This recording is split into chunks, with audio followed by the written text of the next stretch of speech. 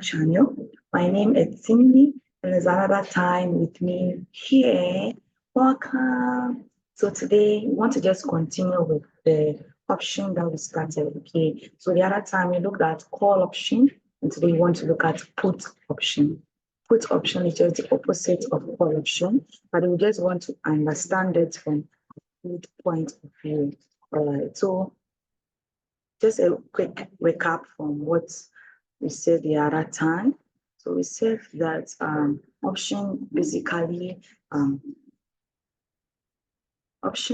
is basically a type of derivative that gives the holders the right to either exercise to buy or sell an asset at a specific time and at a specific price. Okay. So that's basically what we did the other time. And then we looked at what call option was and what call option was. And then we said that call option is a type of option, right? That gives the holder the right to buy the assets from the seller. Okay, so the option is like a contract that two parties have sat down and they've gone into, right? That's okay. So I want to buy this particular asset, which is stock in the future in 3 years' time, and I'm at a price, we'll trade it at a price of 20 cedis in that year's time. So that's the price I'll be making. So the person who buys that or has the right to either buy it or not buy it, depending on the situation, on what happens to the underlying asset in that 3 years' time. But the seller only responds to what the buyer does. So the seller will respond if the buyer agrees to buy from him, he has no choice but to sell it to the buyer, even though he's making loss. If the buyer chooses not to buy, then the seller will just be out of the contract. And then the premium thing that we talked about is just there as a cushion, just in case the buyer refuses to buy, the seller will not be at a total loss. All right. Yeah. If the buyer chooses to buy, then the premium can cushion the seller from any loss that might occur, right? Depending on the buyer's decision and depending on the price of the assets at that time, all right? Yeah, so that's basically what we did at that time.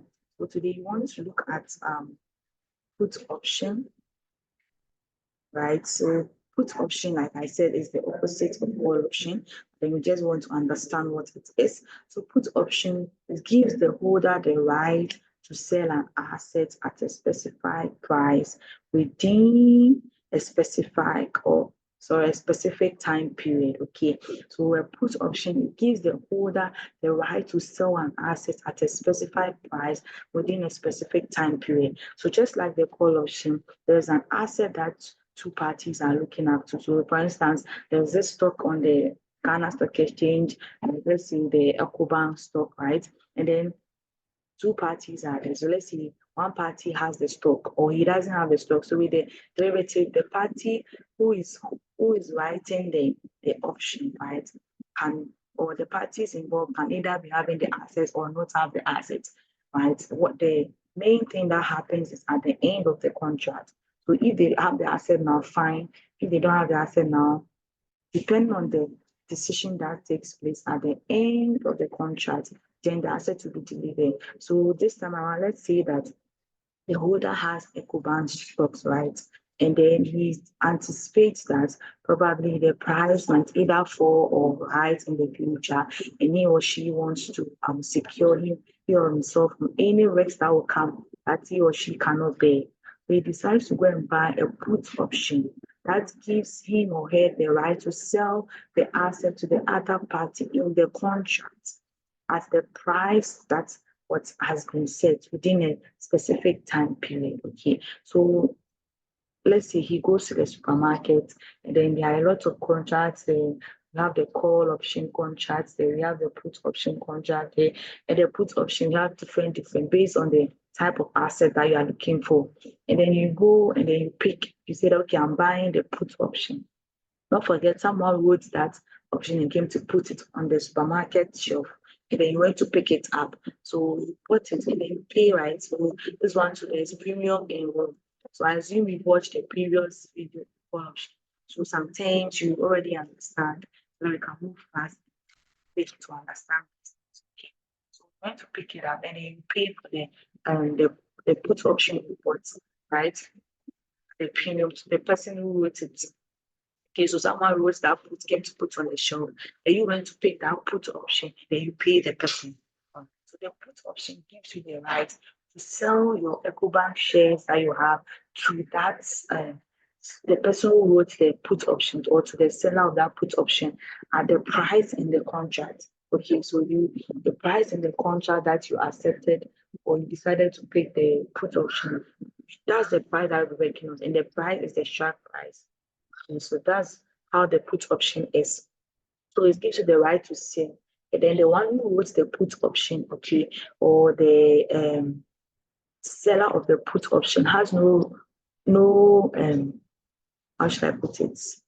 He has no right to say no. He's not going to take the assets if you are selling it to him.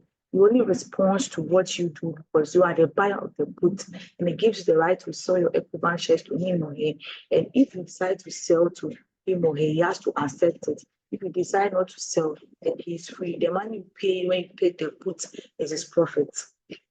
Okay, so we have the terms here like the other time, the strike price, the price at which the holder can sell the assets, the expiration date is the days by which the option must be exercised, and then the premium is the cost of purchasing the option. So when you picked it up from the supermarket shop, guys, I'm just using the supermarket as an example, but the derivative market, that's a derivative market, the supermarket, just to let you understand. Okay, so the put option and the call option, they're all in the derivative market. I'm using a supermarket just to make scenario better, okay? So you just went and picked it up, you paid. So the premium is the money you pay to the seller upfront, okay? When you took that put option, that gives you the right to sell the asset to that person who wrote it. All right, okay.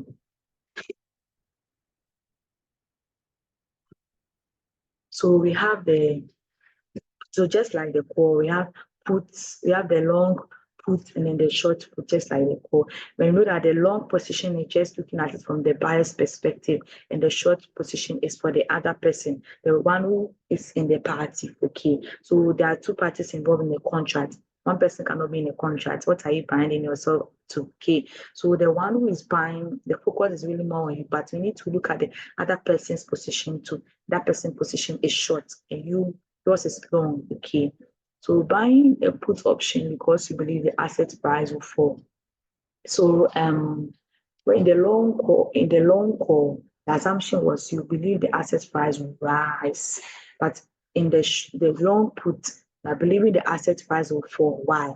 So for instance, if you anticipate that the EcoBank shares is going to fall, or the MTN share is going to fall, whatever asset you bought, the bond price is going to fall, right? If it's going to fall and then you are a seller, let's say you bought it at 10 cedis and you have it in with you, and then you expect that the price, and indeed the price falls. If you are selling it, won't you make a loss?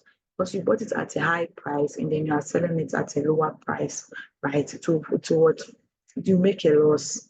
That's the gross loss, okay? Because you're not factoring in the premium yet, so you make a loss. So you when you anticipate that the price of the asset that you want to sell, right, is going to fall, then you say, okay, to hedge myself against any risk that might come, let me go and buy a put option where there's a price that is fixed. So let me be you bought a thing at 10 cedis and it's with you. You want to sell it in 2 years' time, and you anticipate that in 2 years' time the price will become 5 cedis. So you go to the market and then you look for two on the supermarket shop, look at a put option that gives you the right to sell. And then in that contract of the put option, the strike price, right, is 8 cedis. But you anticipated that the price will fall to 5 cedis. So you pick up that option. All right. Okay, you pick up that option. And then when indeed 3 years time, the price falls to 5 cedis, right? You can sell it to that writer of the put. So the person who went to drop the put option on the shelf, the one who is selling it, can sell the asset to the person at 8 cedis instead of 5 cedis in the market, so that you can make profit. Okay, though you still end up making loss because you bought at 10 cedis, but they just an analogy using the market the assumption of price falling in the future. So for instance, you think price will fall at 5 cedis, and then you went to the market and you saw a put option with a strike price of 12 cedis, right, to pick it up. So when 3 years later, the price in this goes to 5 cedis, hallelujah. You say, hey, master, we entered into a contract. Now, even though the price is 5 cedis in the market, I don't care. Take it. I'm selling it to you at 12 cedis.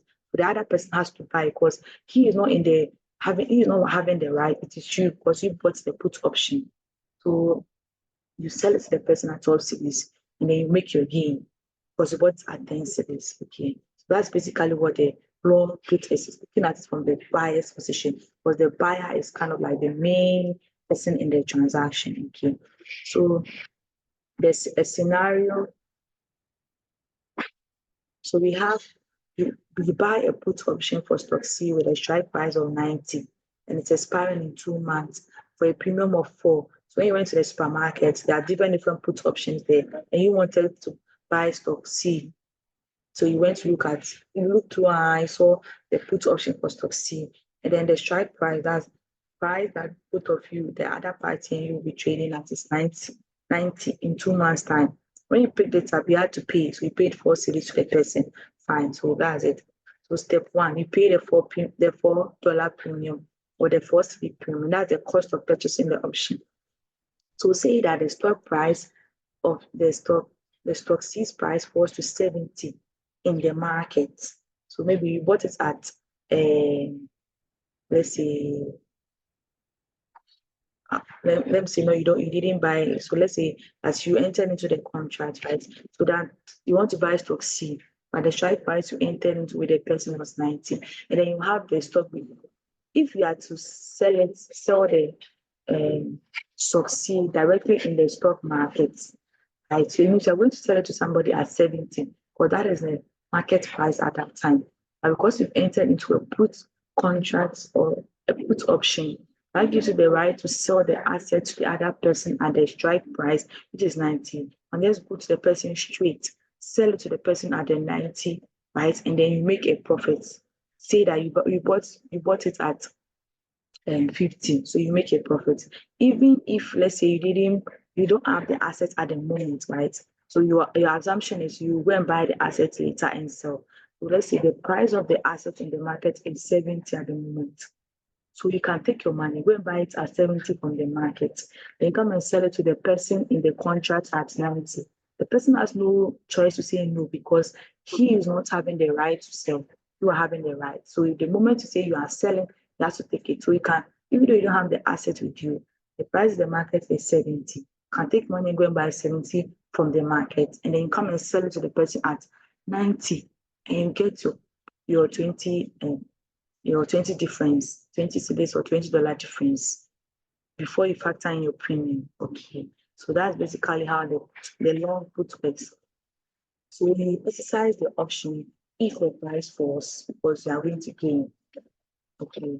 So the explanation to that is you choose to use your right to sell the asset C at 90 to the other person, but the market price is lower. So you can't go to the market, right, and go and sell and make a loss. You sell, Papa, we enter into a contract. It doesn't matter if the price in the market is low, but then basically you have to take it. So that's it. So you sell it. So that's all that I've explained. You sell it in the strike price minus your premium, right? So that's be the effective proceed that you make per share. So the strike price was 90 minus the premium that you paid. So when you sell it, so you can buy the stock C at 70. So you buy back the stock C at the lower market price. So for instance, say let's say that the price. So let's say that I want to use this to explain something. Okay, so let's say that you had the assets already. So this example, that you had the assets already, and then you sold it to the person at 90. Okay, when you sold it to the person at 90, I still go and buy back the assets in the market at 70 and make a profit to keep the asset again for another time. So the first scenario was that you don't have the assets when you entered into the contract. So when the price was 70 in the market, you went to buy it at 70, came to sell it to the person at 90. This is another scenario where you have the assets, then the market, you have the assets, and then you sold to the person at 90. Then you get the 90, you can go and buy it back in the market at 70 and keep it for another time to do the same derivative things over and over again. That's basically what it is. When you look here, look at the steps step by step, really understand it, okay? So yeah, so there's also an example, the same thing I've explained, because I've explained the put option and the long call, explain it in the long put will not make it what's difficult, because it's the same idea but different facts, that this is buying and this is selling. So there's a short put, so this other person's end, okay? So if that person will write the put because he thinks that, so everybody's making assumptions. So this person assumes that before the person wrote the put and went to put on the shelf, he thought that the price of the asset is not going to fall that much. Okay, it's not going to fall significantly that he will make loss. So let me write it, and he wrote it.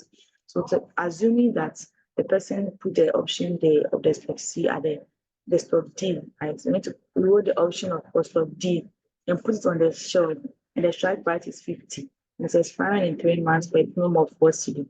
When I come to buy it, right, he will receive 4 cedi or $4 as the premium, right? If the stock D price stays about 50, the option expires worthless. Why? Because the buyer will not buy. Okay, the person will not buy, because if the price is high, but the long put, don't forget, his anticipation is that the price of the asset is going to fall. If the price is rising, then he might not exercise the right to buy the option. So you don't have any obligation to the person. So the money that you receive is just the premium. Then you'll be good to go. So that premium will become your profit. So if the person exercises, then it's a different scenario altogether. So this is also another example that you can pause the video and take your time and go through. The steps are there, and it's not difficult. If you have any issue, just put it in the comment section, and then I will gladly help you out. Okay, so this is a summary table for the long call, short call, long put, short put. So just take your time, and then for more what you can go and watch the call option video, which I'll put at the description or on top here. And then you can watch this video. This video is very short because I've explained it thoroughly in the call option what options are. So this is just the opposite of the call option, right? Just to let you understand how it feels. Just go down, you can take your time with the examples, the items, and then you look at it, how they call, and then you yourself make notes. But that's how you really learn, you really understand. You make notes for yourself. So this assignment table I'll be using myself to understand and make a difference between them. You to sit down, look at this, and write something for yourself, and then you'll be blessed. So explanation to the table is also down here. I also put the slides in the description below so that you'll be able to access it, and then you can take it from there. So this is just an explanation to the table. My PC is going off, that's why. Okay. So there's an explanation to each item on the table. Just have to take your time. Just read through. It's just repetition of what I've said over and over again, and then you'll be fine with it. So key takeaways: long call, so with call options. Long call, you profit if the asset price rises. Short call, you profit if the asset price does not rise significantly or if it falls. Put option, with long put, you profit if the asset price falls. And then with short put, you profit if the asset price does not fall significantly. So the long call is on the buyer side. The short call is the other party involved, who is the seller. But the main focus is on the buyer. But we just bring in the seller to look at the person's position in the derivative contract. The put option to the same. The long put is for the buyer of the put. And the short put is the one who wrote it, or the seller of the put. All right, so that's the key takeaway for that. And that'll be the end for the call option and the put option. The next video you see is an example that we'll be solving. Okay, we'll solve 1 or 2 examples, like real solid examples, be able to understand it. And then the